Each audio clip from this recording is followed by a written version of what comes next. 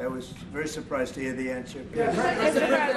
Thank you, Mr. President. Are there 2 or 3 countries that are on your list that you feel are farther along in getting their tariffs lowered?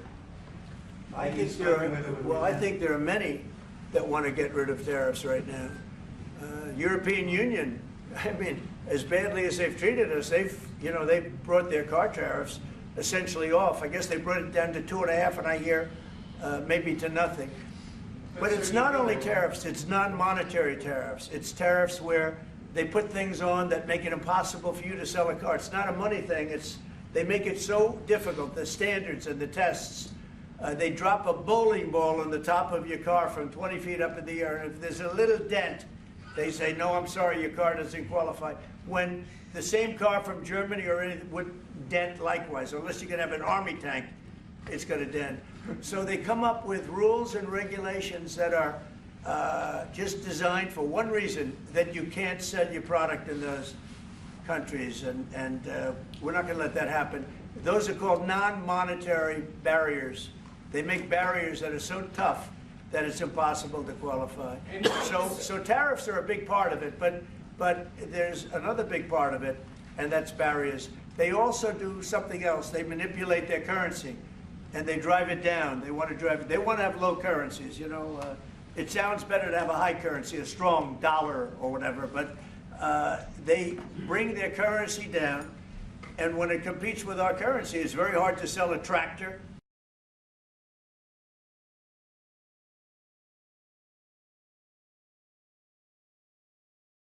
And so it makes it very hard. I speak to a lot of companies that do business, tractor companies, and they say it's so hard to sell because what they've done is they've lowered the yen, or they've lowered the yuan, or they've lowered their currency, so that it's very hard to compete.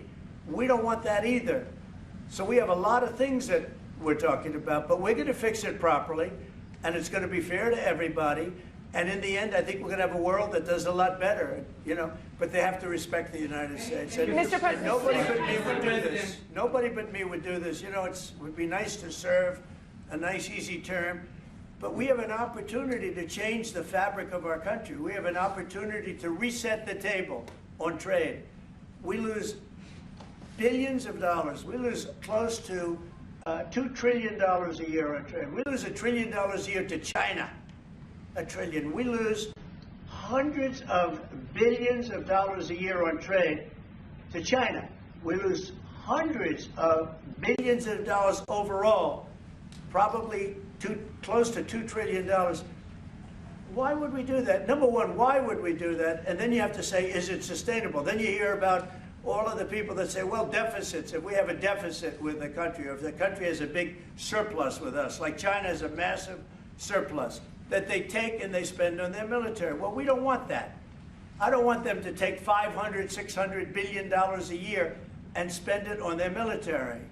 I don't want them spending money on their military. And I shouldn't have to spend money. We shouldn't have to spend it either. Because, hopefully, and I said this to President Xi, hopefully it's money that we're never going to use.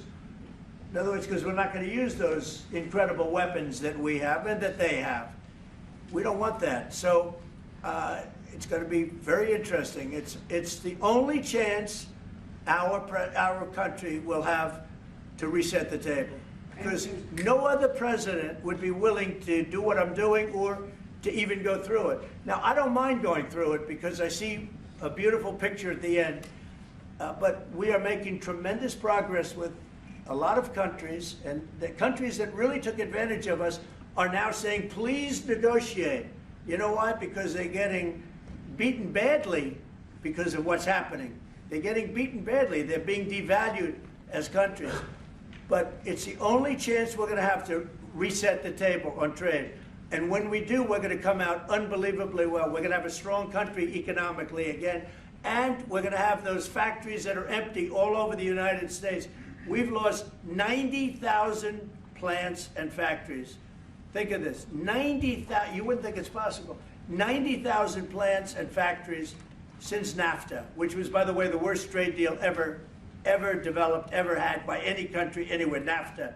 And I terminated NAFTA. Everybody said it would be impossible. And I terminated it through Congress. We terminated it. You had to get it through Congress. It was a trap. It was a horrible thing, and we got it done. And we went to the USMCA, which was much better. The problem is they cheat. They cheat like crazy. Canada cheats, Mexico cheats, just one of those things. But we're setting a table, and we're going to have great trade, and we're going to have a very strong country. Our country is going to be at a level that has maybe never been, or maybe, you know, our country was the strongest, believe it or not, from 1870 to 1913. You know why? It was all tariff-based. We had no income tax. Then in 1913, some genius came up with the idea of let's charge the people of our country, not foreign countries that are ripping off our country. And the country was never that kind of wealth. We had so much wealth, we didn't know what to do with our money. We had meetings, we had committees, and these committees worked tirelessly to study one subject. We have so much money, what are we going to do with it, who are we going to give it to? And I hope we're going to be in that position.